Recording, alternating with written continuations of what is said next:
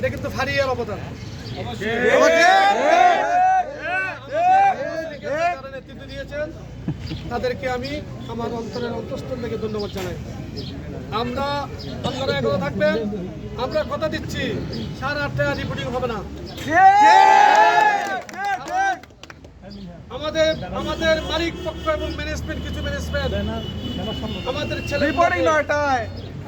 ছেলেগুলোকে গোলামের মতো চাকরি করায়। বাংলার মাটিতে আর হবে না ইনশাআল্লাহ। বেশিরভাগ সরকার এখন গণতন্ত্রের সরকার।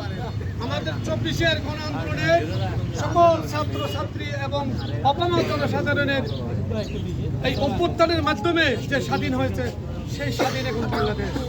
আমরা নতুন বাংলাদেশ করার স্বপ্ন নিয়ে এগিয়ে যাবো ইনশাআল্লাহ। আমরা আপনাদের কথা দিচ্ছি, ভবিষ্যতে আমরা 2টা সপ্তাহে ছুটি ভোগ করবেন, 2 দিন। আপনারা সবাই একতা থাকবেন, একতাবদ্ধ থাকবেন। আমাদের এই আন্দোলনের আমি যারা আজকে উপস্থিত হয়েছেন সবাইকে আমরা ধন্যবাদ জানাই। আরেকটা বিষয় আপনাদেরকে আমরা কথা দিচ্ছি, আমাদের এরিয়া মেনে ফোরাম এবং আমাদের হারিয়ার আমরা সম্মিলিতভাবে আরেকটা প্রস্তাবনা আনতেছি। আমাদের ছেলেরা 3টার মধ্যে মার্কেটে আসবে না। আমাদের ছেলেরা মার্কেটে আসবে 2টায় গেলে, 4টার পরে আসবে, 2 ঘন্টা না রেস্ট। কোনো ম্যানেজমেন্ট ওনাকে 3টায় রিপোর্টিং করতে পারবে না ইনশাআল্লাহ। 8টার মধ্যে আমাদের কাজ শেষ। 8টার পরে যদি কোনো ডিউটি করতে ওভার টাইম দিতে হবে। আমাদের এই মালিক পক্ষকে ওভার টাইম দিতে হবে।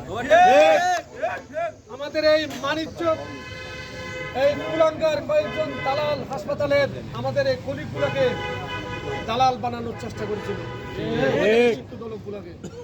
কিন্তু আল্লাহ সহায় ছিলেন, পারে নাই। ওখানে যারা আপনাদেরকে থানায় গিয়ে নিয়ে এসেছেন, নেতৃত্ব দিয়েছেন, আমি ওনাদের প্রতি, আমাদের এরিয়া ফারিয়ার প্রতি চিরকৃতজ্ঞতা জ্ঞাপন করছি। আল্লাহ ওই লোকদেরকে আরো হায়াত দান করুন, যাতে মানুষের কাজ করতে পারে। আমরা আপনাদের মাধ্যমে জানাতে চাই, আমাদের এই লোকগুলো সবাই গ্রাজুয়েশন করা, বাংলাদেশের টাকা ছাড়া কোনো চাকরি মিলে না। আপনারা জানেন, অতীতে দেখেছেন, এখন একটু পরিবর্তন আসছে। তাই ওরা চাকরি না পেয়ে এই পেশা বেছে নিয়েছে। তাই বলে ওরা মানুষ, অশিক্ষিত লোক না। আপনাদের ভ্রান্ত ধারণা থেকে বেরিয়ে আসতে হবে। আমাদের এই লোকদেরকে কেমিস্ট বলেন, RSM বলেন, ম্যানেজমেন্ট বলেন, কেউ হয়রানি করতে পারবো না ইনশাআল্লাহ। আমরা যদি একতা থাকলে আপনাদের হয়রানি করবো। আপনারা এখান থেকে গিয়ে কে আসে নেই ফার্মাসি থেকে আপনাদের MP ওদের